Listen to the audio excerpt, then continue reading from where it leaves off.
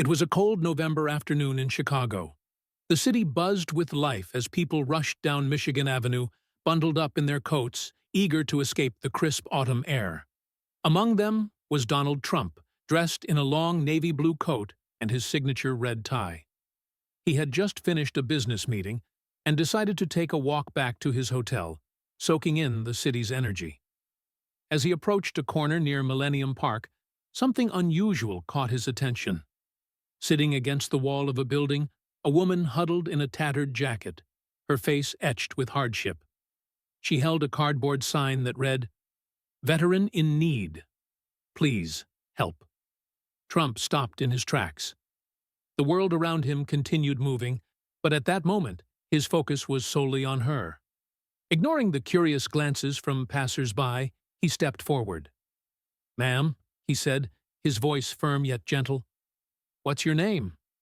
The woman looked up, startled. She hadn't expected anyone, let alone Donald Trump, to stop for her. "It's Teresa," she replied hesitantly. "Teresa Hensley." Trump crouched down to meet her gaze. "You're a veteran?" "Yes, sir," she answered, her voice barely above a whisper. "Served in the Army for 12 years. Got injured overseas. Things haven't been easy since."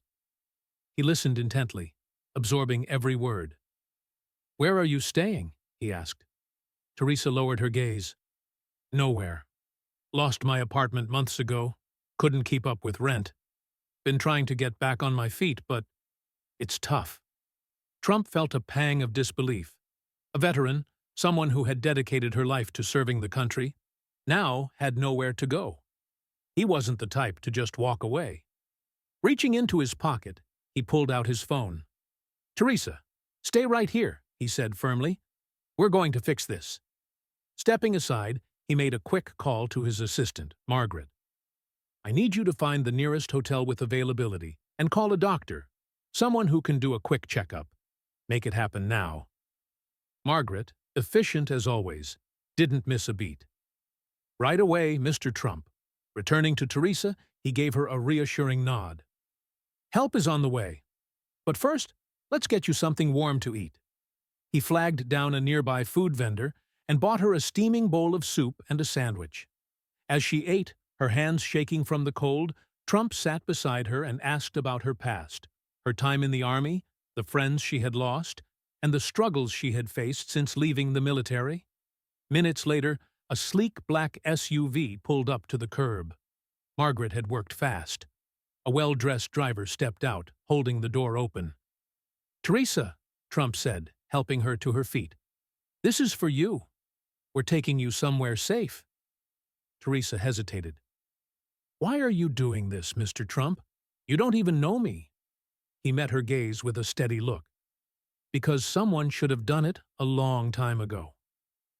The SUV whisked them away to a luxury hotel, where the staff, briefed by Margaret, treated Teresa like a VIP.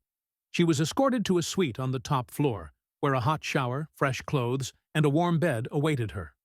A doctor soon arrived, providing medication and advice on regaining her health. Meanwhile, Margaret had reached out to Veterans United Support Services, a nonprofit organization dedicated to helping homeless veterans rebuild their lives. Within the hour, a representative named Lisa arrived. "Teresa," Lisa said warmly, sitting beside her, "we're going to help you with housing, job training, whatever you need. You're not alone anymore." Tears welled in Teresa's eyes as she looked at Trump, still standing quietly in the corner. "I don't know how to thank you," she whispered. Trump smiled. "You don't need to. You earned this a long time ago." By the next morning, Teresa had a new lease on life. Veterans United had secured her temporary housing, and Trump arranged for his foundation to cover her rent for the first year. He even handed her a check for immediate expenses. As he prepared to leave, Teresa stopped him. "Mr. Trump," she said, her voice stronger now, "you've changed my life in ways I can't describe." "Thank you." Trump patted her shoulder. "You're going to do great things. Just promise me one thing." "What's that?" she asked.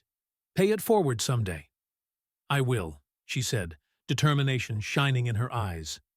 As Trump stepped out of the hotel and back onto the busy streets of Chicago, He felt a quiet sense of satisfaction. In just a few hours, one life had been transformed, and for Teresa Hensley, the future suddenly looked bright.